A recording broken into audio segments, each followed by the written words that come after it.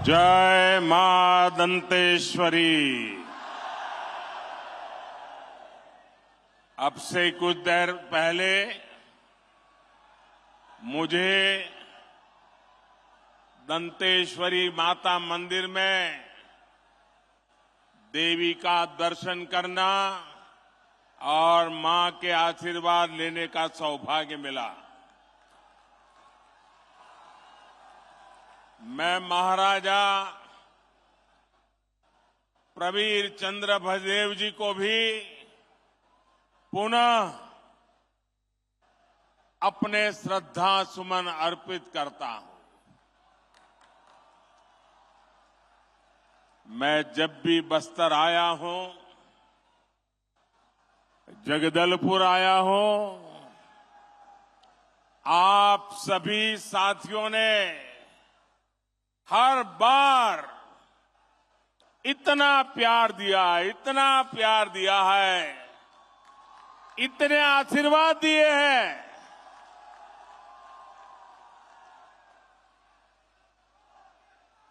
मैं इसका शब्दों में वर्णन नहीं कर सकता हूं। और जब भी बस्तर की धरती पे आना हो जाए और बलिराम कश्यप जी की याद ना आए, ये कभी हो नहीं सकता। अगर सच्चे अर्थ में बस्तर को समझना, क्योंकि मैं यहां संगठन का काम करता था, हर इलाके में जाता था, बहुत समय मैंने यहां बिताया और मुझे पूरे बस्तर को समझना, आदिवासी समाज को समझना, यहां की समस्याओं को समझना, बलिराम जी कश्यप जी एक प्रकार से मेरे गुरु की तरह काम करते थे।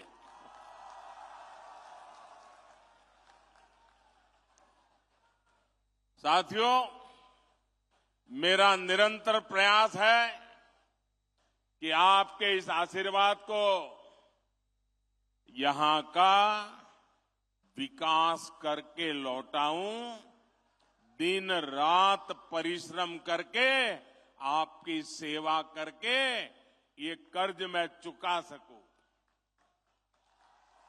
मेरे परिवारजनों, कांग्रेस ने सिर्फ 5 वर्ष में छत्तीसगढ़ की जो हालत कर दी है, उसे पूरा देश देख रहा है। कांग्रेस के विधायकों और मंत्रियों ने जो कारनामे यहां किए हैं, उससे हर कोई त्रस्त है। चारों तरफ भ्रष्टाचार का बोलबाला है। छत्तीसगढ़ में अपराध चरम पर है। हत्याओं के मामले में छत्तीसगढ़ अग्रणी राज्यों में पहुंच चुका है।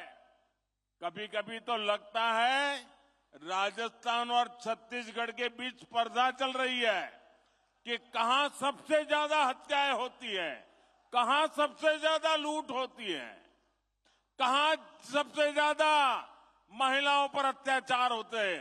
राजस्थान और छत्तीसगढ़ आजकल एक दूसरे की स्पर्धा में लगे हुए हैं। छत्तीसगढ़ में विकास या तो पोस्टर और बैनरों में दिखता है या फिर कांग्रेस के नेताओं की तिजोरी में दिखता है।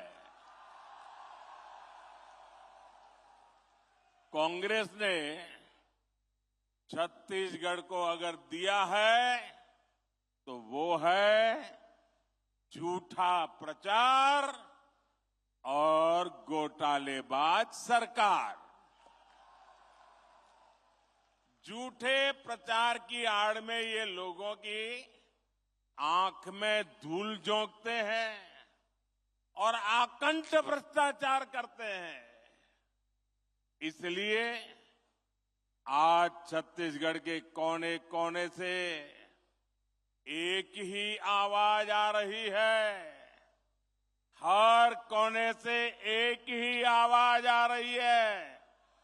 छत्तीसगढ़ का हर एक व्यक्ति एक ही बात कह रहा है। छत्तीसगढ़ कह रहा है, आओ नहीं सहीबो, आओ नहीं सहीबो,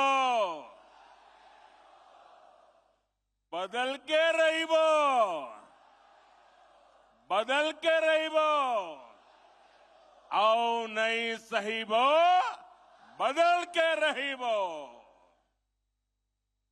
मेरे परिवारजनों, ये बस्तर, ये दंडकारण्य आज बना हो ऐसा नहीं है। यहां आदिवासी मेरे भाई बहन, मोदी प्रधानमंत्री बना उसके बाद आकर के नहीं बसे हैं। भाजपा की सरकार बनने के बाद ये मेरे आदिवासी भाई बहन नहीं आए। अरे यहां के लोग तो तब भी थे जब प्रभु श्री राम यहां आए थे। मेरे आदिवासी भाई बहन चाहते थे, इसलिए ही अटल जी की सरकार ने अलग छत्तीसगढ़ का निर्माण किया। भाजपा सरकार ही थी, अटल जी की सरकार थी, जिसने केंद्र में अलग जनजातीय अलग मंत्रालय बनाया, जनजातीय विकास के लिए अलग बजट बनाया और जनजातीय विकास के लिए पूरी सरकार के अंदर एक विभाग खड़ा कर दिया। और कांग्रेस ने इतने दशकों का क्या किया भाई? कांग्रेस ने बस्तर को भी दशकों तक नजरअंदाज किया।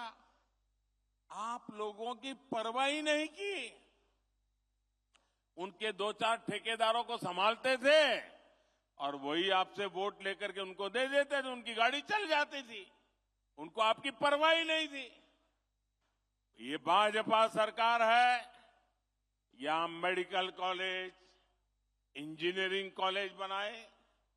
भाजपा सरकार ने दंतेवाड़ा में एजुकेशन सिटी बनाई और मैं तो उसको देखने गया था। साथियों, मैंने अपने जीवन का बड़ा हिस्सा, ये मेरा सौभाग्य रहा है कि राजनीति में आने से पहले मेरे जीवन के बहुत वर्ष मैंने आदिवासी क्षेत्रों में गुजारा है। मेरा तो आपसे सीधा नाता है, दिल का नाता है। मुझे गर्व है कि देश की पहली आदिवासी महिला राष्ट्रपति बनाने का गौरव भी भाजपा को मिला है। आप जानते हैं, कांग्रेस की तुलना में भाजपा सरकार आदिवासी समाज के लिए 5 गुना ज्यादा बजट देती है।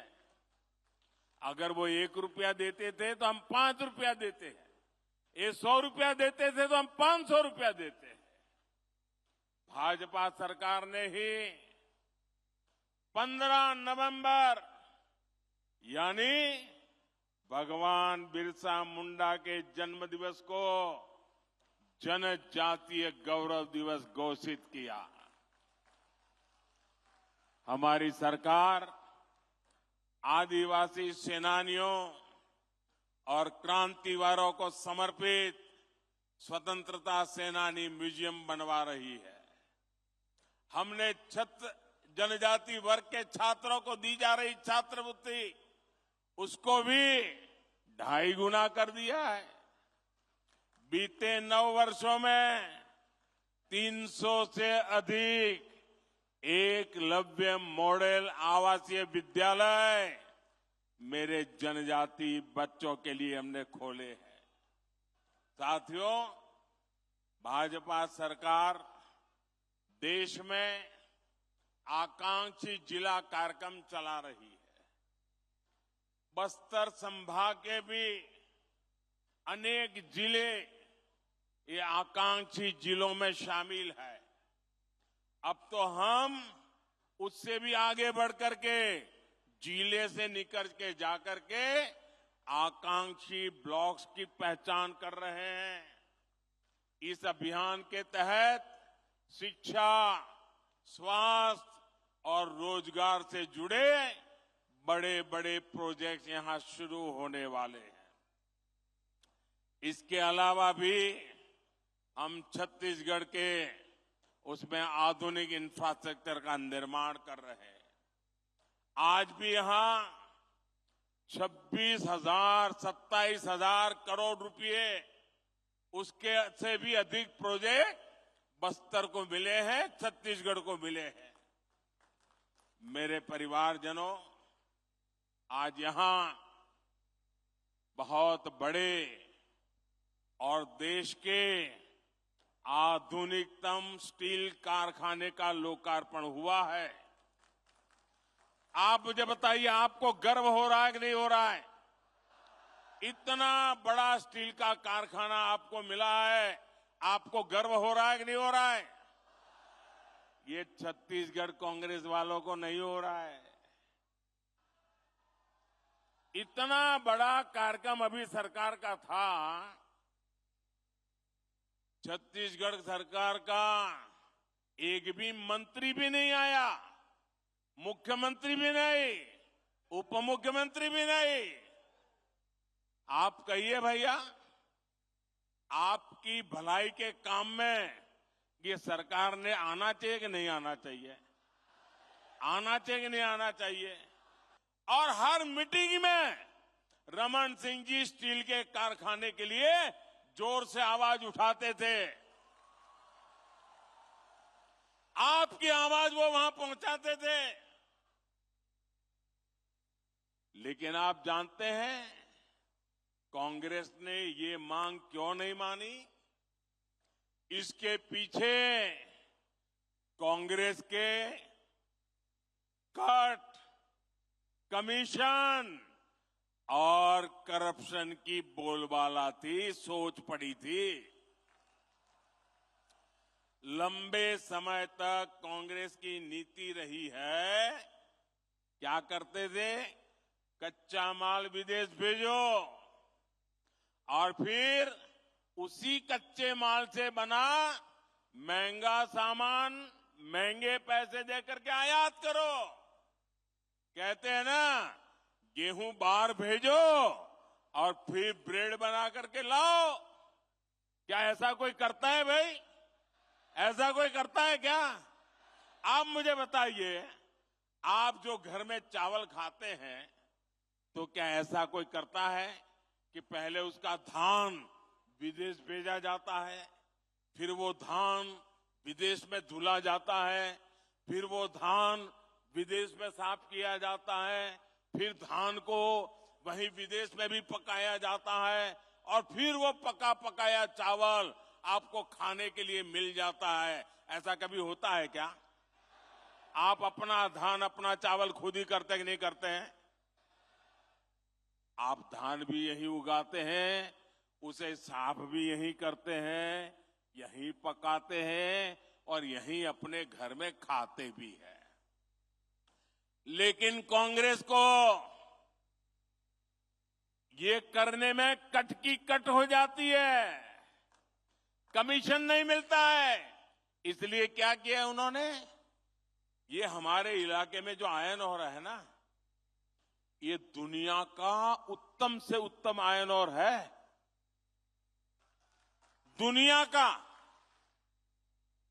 ये हमारे बस्तर में है। लेकिन ये क्या करते थे? आयरन ओर में से स्टील यहां बनाने के बजाय, जिसका कोई हिसाब किताब न हो, कितना माल निकाला पता न चले, जितना उठा सकते हो उठाओ, विदेश भेज दो और बीच में मलाई खा लो। कोई भी सरकार होती तो उसकी प्राथमिकता होती कि यहां बस्तर में ही स्टील का कारखाना लगाए। लेकिन कांग्रेस ने यहां से कच्चा माल निकाला और फिर कच्चा माल ही विदेश भेज दिया। इसमें कांग्रेस के नेताओं ने कमाया, यहां के नौजवानों को कुछ नहीं मिला। बस्तर के नौजवान मजदूरी करने के लिए दूसरे राज्यों में जाने के लिए मजबूर हो गए।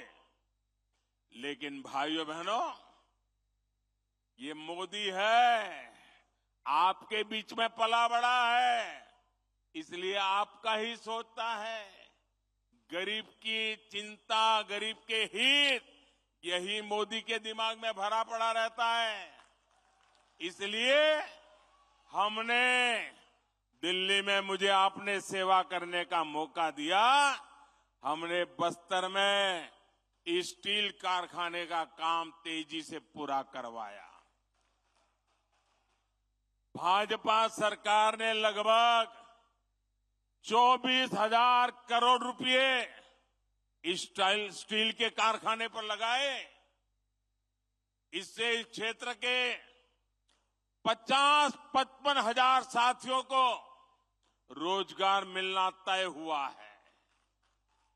सरकार ने यह भी तय किया है कि स्टील की जो प्लांट की क्षमता है उसको और बढ़ाना है, मुझे और पूंजी लगानी है ताकि ज्यादा लोगों को काम मिले।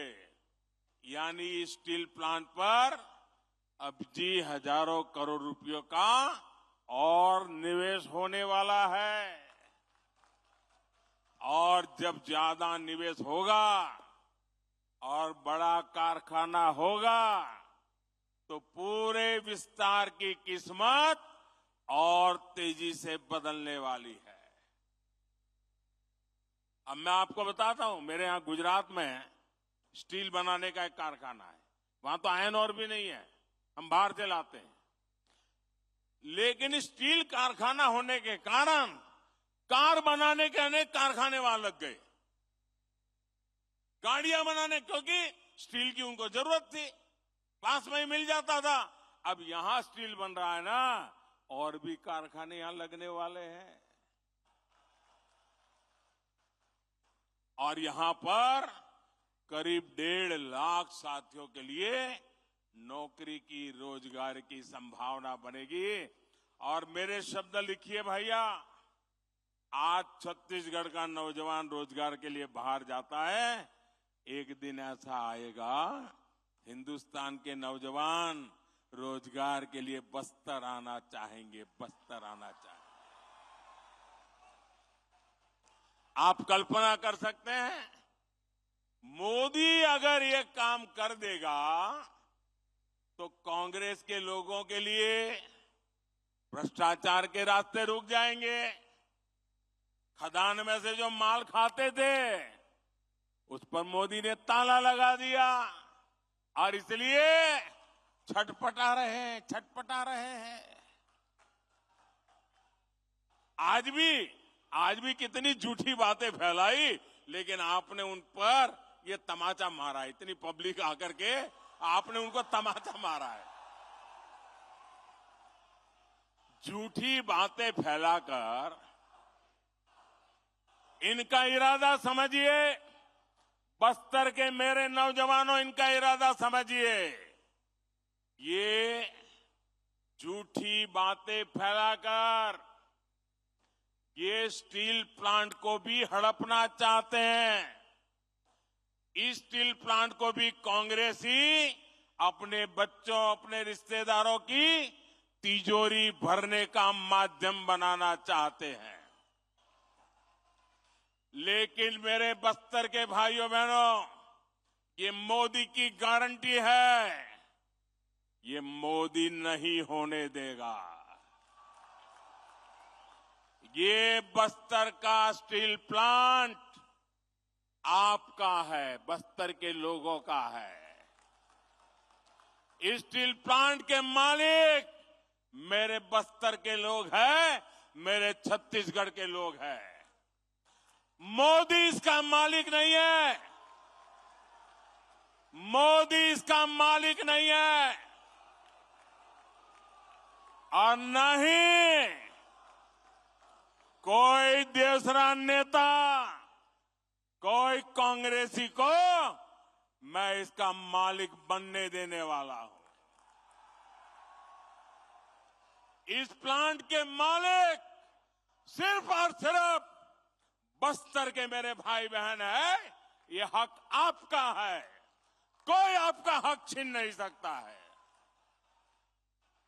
इस पर कांग्रेस के नेताओं को किसी भी हालत में कब्जा नहीं करने दिया जाएगा। उनको कटकी कंपनी, कमीशन कंपनी, भ्रष्टाचार, बेईमानी करने का मौका नहीं दिया जाएगा। आप मेरे साथ सहमत हैं? तो एक काम करिए, अपना मोबाइल फोन निकालिए और उसकी फ्लैश लाइट चालू कीजिए। मेरी इस बात के समर्थन में अपने मोबाइल की फ्लैश लाइट चालू करिए। शाबाश, देखिए, वाह, दूर दूर तक शाबाश। ये ताकत है। वाह, देखिए, ये मीडिया वाले आपकी फोटो निकाल रहे हैं। देखिए, ये समर्थन है। ये स्टील प्लांट के लिए समर्थन है। कैसा झूठ बोलते थे और ईमानदारी देखिए, ये सच्चाई यहां देखिए। बहुत बहुत धन्यवाद मेरे बस्तर के भाइयों बहनों।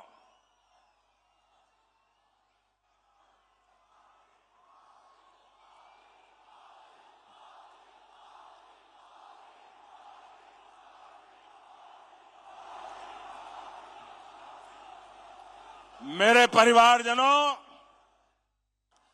कांग्रेस का ट्रैक रिकॉर्ड दिखाता है कि उसे छत्तीसगढ़ के लोगों की परवाह नहीं है। उसकी प्राथमिकता सिर्फ और सिर्फ छत्तीसगढ़ की संपदा को लूटना है। छत्तीसगढ़ की खनिज संपदा को लूटने भी कांग्रेस ने कोई कसर नहीं छोड़ी। यहां से जो भी खनिज निकलता था, उसका लाभ कांग्रेस के राज में यहां के नागरिकों को, नौजवानों को नहीं मिलता था। इसलिए दिल्ली में भाजपा सरकार बनने के बाद खनिज से जुड़ी नीति में हमने बड़ा बदलाव किया। हमने डिस्ट्रिक्ट मिनरल फंड बनाने का फैसला किया। यानी जो भी खनिज यहां से निकलेगा, उसका एक हिस्सा आपकी मालिकी का होगा, आपके विकास के लिए होगा। ये खनिज मोदी की मालिकी की नहीं है। ये खनिज छत्तीसगढ़ की कांग्रेस सरकार की नहीं है, ये आपकी है।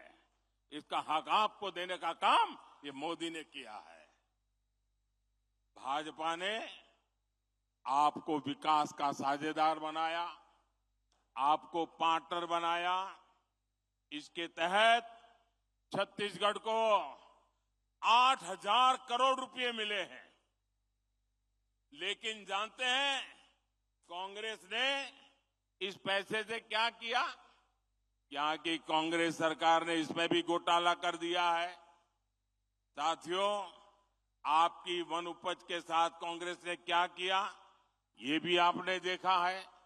वन उपज तो हमारे जनजातीय समाज के आर्थिक जीवन का बहुत बड़ा हिस्सा रहा है। लेकिन जब तक दिल्ली में कांग्रेस सरकार थी, तब तक ये लोग सिर्फ 10-12 वन उपजों पर ही एमएसपी देते थे। आज जो नौजवान हैं, उन्हें ये पता होना चाहिए कि उनके माता पिता, दादा दादी, नाना नानी को कांग्रेस ने नमक से ठगा है, नमक से ठगा है। ये आज के नौजवानों को मैं बताता हूं, चिरौंजी जैसे बहुमूल्य वन उत्पाद हमारे आदिवासी परिवार इकट्ठा करते थे, बोरा बोरा लेकर हाट बाजार पहुंचते थे। वहां उन्हें 2-4 किलो नमक देकर ही ठगा जाता था।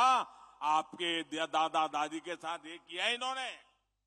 ये तो भाजपा सरकार है कि जिसने राशन की दुकानों में मुफ्त में नमक देना शुरू किया तब जाकर कांग्रेस का ये शोषण बंद हुआ।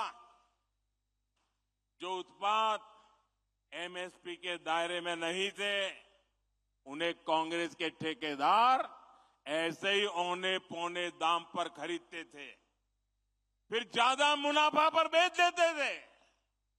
आज भाजपा सरकार करीब करीब 90 वन उपज को एमएसपी के दायरे में ला चुकी है। कितनी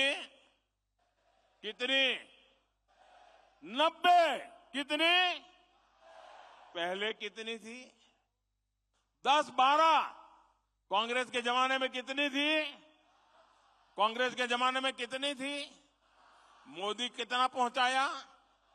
मोदी ने कितना पहुंचाया? ये आपके प्रति जो प्यार है ना, उसके कारण होता है। भाजपा सरकार ने वन धन केंद्र बनाकर वन उपज के बेहतर दाम देने का रास्ता खोला है। आज छत्तीसगढ़ के हजारों आदिवासी बहनों भाइयों को वन धन केंद्रों में रोजगार मिला है। साथियों, कांग्रेस की सरकार ने यहां तेंदुपत्ता संग्राहकों के साथ क्या किया था, ये भी आप अच्छी तरह जानते हैं। भाजपा सरकार ने तेंदुपत्ता के काम से जुड़े परिवारों के लिए जो भी कल्याणकारी कार्यक्रम बनाए थे, वो कांग्रेस ने बंद कर दिए। बोनस कभी मिलता है, कभी नहीं मिलता, मिलता है तो कम मिलता है, और पाना है तो कांग्रेस वाले का कुर्ता पकड़ के जाना पड़ता है, उसके जेब में कुछ डालना पड़ता है। तेंदुपत्ता की खरीदी कभी होती है, कभी नहीं होती है। आदिवासियों का ऐसा शोषण अब छत्तीसगढ़ में नहीं चलेगा। जैसे ही यहां भाजपा सरकार बनेगी, वैसे ही तेंदुपत्ता संग्राहकों के लिए के पहले की तरह ही बेहतर व्यवस्था बनाई जाएगी। साथियों, मैं आज छत्तीसगढ़ के धान किसानों को भी मेरे दिल की एक बात बताना चाहता हूं। कांग्रेस आपको धान की कीमतों के नाम पर धोखा दे रही है, झूठ बोल रही है। सच्चाई ये है कि छत्तीसगढ़ के धान किसानों का दाना दाना याद रखेंगे। मैं जो क्या याद रखेंगे कि भूल जाएंगे? गांव गांव जाके बताएंगे।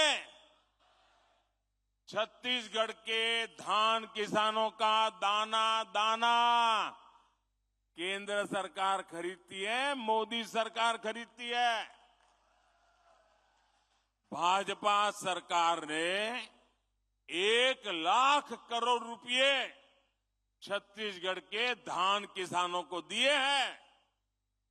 यहां पर जब भाजपा सरकार बनेगी तो धान किसानों का पूरा ध्यान रखने की गारंटी ये मोदी की गारंटी है।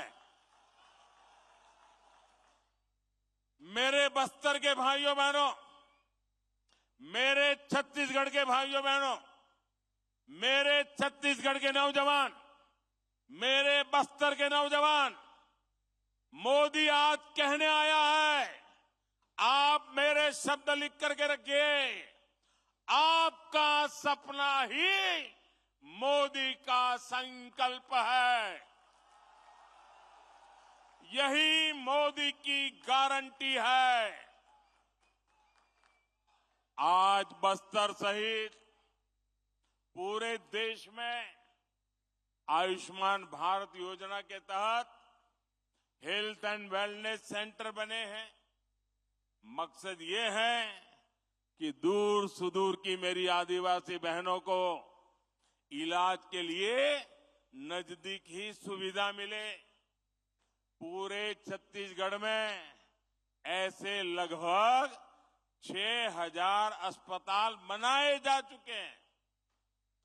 इनमें से 1000 से अधिक Ayushman health and wellness centre तो सिर्फ और सिर्फ ये मेरे बस्तर संभाग में है। मोदी ने ही आपके 5 लाख रुपए तक मुफ्त इलाज का प्रबंध किया, गरीब को मुफ्त राशन की व्यवस्था की, पक्के घर का इंतजाम किया, बिजली और पाइप से पानी का प्रबंध किया, आदिवासी परिवारों के बेटे बेटियों के स्वरोजगार के लिए सरकार विशेष स्टैंड अप इंडिया योजना चला रही है। साथियों, आज मैं बस्तर के छत्तीसगढ़ के युवा साथियों को भी एक बात बताना चाहता हूं। जो पहली बार अपना वोट डालने जा रहे हैं, वो नौजवान मेरी बात सुनिए। आपको 2014 से पहले की घटनाओं के बारे में जानना जरूरी है। 2014 से पहले दिल्ली में जो सरकार थी ना, अखबारों में बड़े बड़े घोटाले छाए रहते थे, लाखों करोड़ों के घोटाले, यही खबरें होती थी और पूरी दुनिया में हमारे देश का नाम पूरी तरह बदनाम करके रखा था। 2014 में देश ने कांग्रेस की सरकार को उखाड़ फेंका और पूर्ण बहुमत की भाजपा सरकार दिल्ली में बनाई। आज घोटालों के बजाय दुनिया में भारत के गौरव की चर्चा होती है, भारत के सामर्थ्य की चर्चा होती है। आप मुझे बताइए, आज दुनिया में हिंदुस्तान का डंका बज रहा है कि नहीं बज रहा है?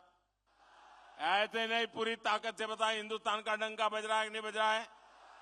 अमेरिका में हिंदुस्तान का डंका बज रहा है कि नहीं बज रहा है? यूरोप में हिंदुस्तान का डंका बज रहा है कि नहीं बज रहा है? जापान में हिंदुस्तान का डंका बज रहा है कि नहीं बज रहा है? सिंगापुर में हिंदुस्तान का डंका बज रहा है कि नहीं बज रहा है? आपको गौरव होता है कि नहीं होता है? आपका माथा ऊंचा होता है कि नहीं होता है? इसलिए मेरा युवा साथियों, आपको एक बात जरूर ध्यान रखनी है। आज देश के बहुत कम राज्यों में कांग्रेस की सरकारें बची हैं और एक बार जाती है ना, 25-25 साल तक वापस नहीं आती है। और इसलिए जब इनके पास सरकारें ही कम है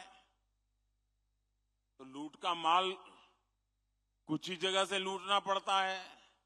इसलिए जहां भी इनकी सरकार बनती है वो जम करके लूटते हैं। पूरे हिंदुस्तान में उन्होंने राजस्थान, छत्तीसगढ़ ऐसे राज्य को लूट का सबसे बड़ा खजाना बना दिया है। छत्तीसगढ़ के ही लोग मुझे बताते हैं कि कांग्रेस के हर छोटे बड़े हर नेता ने 15 साल जो तक सरकार नहीं थी ना, वो जो खाद पड़ गई थी ना, वो भी जमा करने में लग गए 5 सालों में। यानी 15 साल तक इनको छत्तीसगढ़ को लूटने का मौका नहीं दिया। अब वो सारी कसर भी अभी निकालना शुरू कर दिए हैं। अरे इन्होंने तो गौमाता के नाम पर भी भ्रष्टाचार किया है। जिन्होंने गोबर तक को नहीं छोड़ा, उन्होंने क्या क्या नहीं किया। इनके भ्रष्टाचार के सबसे बड़े भुक्तभोगी मेरे नौजवान हैं, मेरे बस्तर के लोग हैं। कांग्रेस ने युवाओं को नौकरी का वादा दिया था, लेकिन नौजवानों की नौकरी में ही घोटाला कर दिया। कांग्रेस के नेताओं ने पीसीएस भर्तियों में अपने बच्चों, अपने रिश्तेदारों को सेट कर दिया। किया कि नहीं किया? चारों तरफ लूट मचाई नहीं मचाई? इनकी पार्टी तो राजनीति में भी अपने ही बच्चों को सेट करती है और नौकरियों में भी यही करती है। छत्तीसगढ़ के लाखों परिवारों, आदिवासी, पिछड़े परिवार के बच्चों से कांग्रेस ने नौकरियां छीन ली है, आपका अधिकार छीन लिया है। नौकरियों तो दी नहीं, जो पहले से सरकारी नौकरी में है उनको भी कांग्रेस ने लोगों ने लूटा है, परेशान किया है। ट्रांसफर पोस्टिंग को लेकर यहां सरेआम भ्रष्टाचार हो रहा है, बोली बोली जाती है, ऐसे ही उगाई की जा रही है। इसलिए छत्तीसगढ़ कह रहा है, औ नहीं सही वो, बदल के रही वो, औ नहीं सही वो, औ नहीं सही वो, ये अब नहीं सही वो। साथियों, आप आश्वस्त रहिए, आप कांग्रेस की सरकार बदलिए, भाजपा इस पूरे लूट तंत्र को बदल देगी। ये कांग्रेस ने लोकतंत्र को लूट तंत्र बनाया है और प्रजातंत्र को परिवार तंत्र बना दिया है। भाजपा सरकार बनते ही पीसीएस घोटाले की जांच होगी। गुनहगार भी कितना ही ताकतवर हो, मोदी उसको जेल में डाल करके ही रहेगा। हर नौजवान, हर सरकारी कर्मचारी को पूरा न्याय मिलेगा। मेरे परिवारजनों, कल से कांग्रेस ने एक अलग लाभ आरोपना शुरू कर दिया है। ये कांग्रेस के नेता कहते हैं, जितनी आबादी उतना हक। मैं कहता हूं, इस देश में अगर सबसे बड़ी कोई आबादी है तो वो आबादी गरीब है, और इसलिए मेरे लिए गरीब ही सबसे बड़ी आबादी है और गरीब का कल्याण यही मेरा मकसद है। मैं सोच रहा था कि पूर्व प्रधानमंत्री मनमोहन सिंह जी क्या सोच रहे होंगे।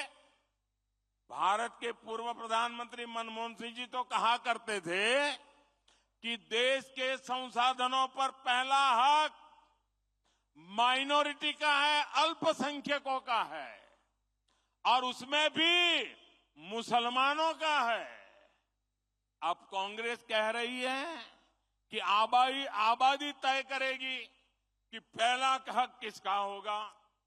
यानी क्या अब अल्पसंख्यकों का हक कांग्रेस कम करना चाहती है क्या? और आबादी के ही हिसाब से ही अब तय होने वाला है, तो पहला हक किसका होगा भाई? किसका होगा? आबादी किसकी ज्यादा है? किसका हक होगा? जरा कांग्रेस वाले स्पष्टता करें, क्या आबादी के हिसाब से हक मिलेगा क्या? तो क्या अल्पसंख्यकों को कांग्रेस हटाना चाहती है क्या? तो क्या सबसे बड़ी आबादी वाले हिंदू अब आगे बढ़कर अपने सारे हक ले लें क्या? मेरे परिवारजनों, मैं पिछले काफी समय से कह रहा हूं और फिर आज दोहरा रहा हूं कि कांग्रेस पार्टी को अब कांग्रेस के लोग नहीं चला रहे। कांग्रेस के बड़े बड़े नेता मुंह पे ताला लगा के बैठे हैं, न उनको पूछा जाता है, न वो ये सब देख करके बोलने की हिम्मत करते हैं। अब तो कांग्रेस को आउटसोर्स कर दिया गया है। कांग्रेस को अब ऐसे लोग चला रहे हैं, पर्दे के पीछे लोग ऐसी कमाल कर रहे हैं, ऐसे खेल खेल रहे हैं जो देश विरोधी ताकतों से मिले हुए हैं। कांग्रेस किसी भी कीमत पर देश के हिंदुओं को बांटकर भारत को तबाह कर देना चाहती है। कांग्रेस गरीबों को बांटना चाहती है। मोदी ने पिछले 10 साल में सारी योजना ऐसी बनाई ताकि गरीबों में एक आत्मविश्वास पैदा हुआ है, और मेरे लिए तो इस देश का गरीब यही सबसे बड़ी जाति है, यही सबसे बड़ी बिरादरी है। अगर गरीब का भला हो गया, देश का भला अपने आप हो जाएगा। आज तक कांग्रेस ने यह खुलासा नहीं किया है कि कांग्रेस ने एक दूसरे देश के साथ क्या गुप्त समझौता किया है, लेकिन देश देख रहा है इस समझौते के बाद कांग्रेस और ज्यादा भारत की बुराई करने में मजा आने लगी है। भारत के अच्छी बातों को बुरी तरह पेश करने में मजा आ रही है। ऐसा लगता है जैसे उनका भारत का प्रेम ही कम होता जा रहा है। मैं सभी देशवासियों आपको आगाह करता हूं, कांग्रेस और उसके सहयोगियों की इस नई साजिश, हमें सतर्क रहना चाहिए। और अगर हक की बात करनी है तो मैं कहूंगा कि इस देश के संसाधनों पर पहला हक भारत के गरीब का है।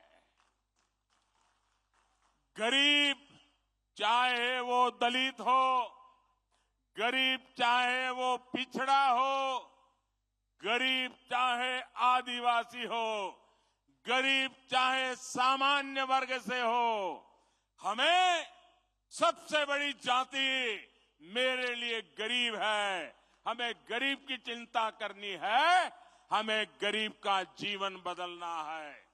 कांग्रेस देश के लोगों में आपसी खाई बढ़ाना चाहती है, वैर भाव बढ़ाना चाहती है।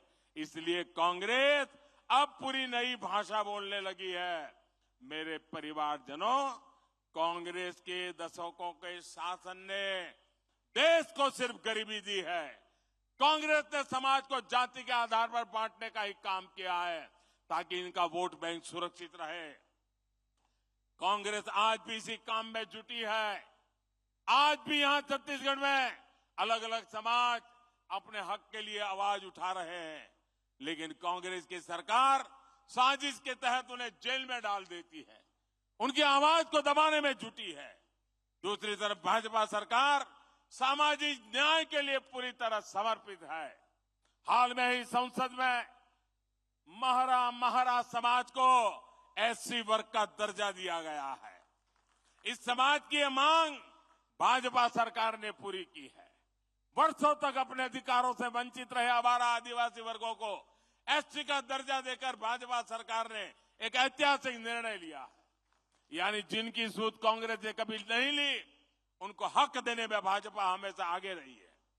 मोदी की गारंटी मतलब हर गारंटी पूरा होने की गारंटी। कांग्रेस ने महिलाओं को भी दशकों तक आरक्षण के बिना धोखे में रखा। नारी शक्ति वंदन अधिनियम, आदिवासी बेटी हमारी माननीय राष्ट्रपति द्रौपदी मुर्मू जी के हस्ताक्षर से कानून बन गया है। अब यहाँ के एससी एसटी समाज सहित सभी बहनों के लिए विधानसभा और लोकसभा में 33% सीटें आरक्षित हो गई है। इसलिए कांग्रेस के कुशासन को हटाना है और भाजपा के सुशासन को लाना है। इसलिए पूरे बस्तर को, जगदलपुर को, छत्तीसगढ़ को आज एक संकल्प लेना है। यहां कांग्रेस के कुशासन को हटाएंगे और भाजपा के सुशासन को लाएंगे। जब विकास का डबल इंजन यहां फिर लगेगा, यहां भाजपा का मुख्यमंत्री बनेगा, तो फिर से छत्तीसगढ़ विकास की नई रफ्तार पकड़ेगा। एक बार फिर इतनी बड़ी तादाद में आए, आपने आशीर्वाद दिए, मैं आपका हृदय से बहुत बहुत आभार व्यक्त करता हूं। बहुत बहुत धन्यवाद। दोनों हाथ ऊपर करके बोलिए भारत माता की।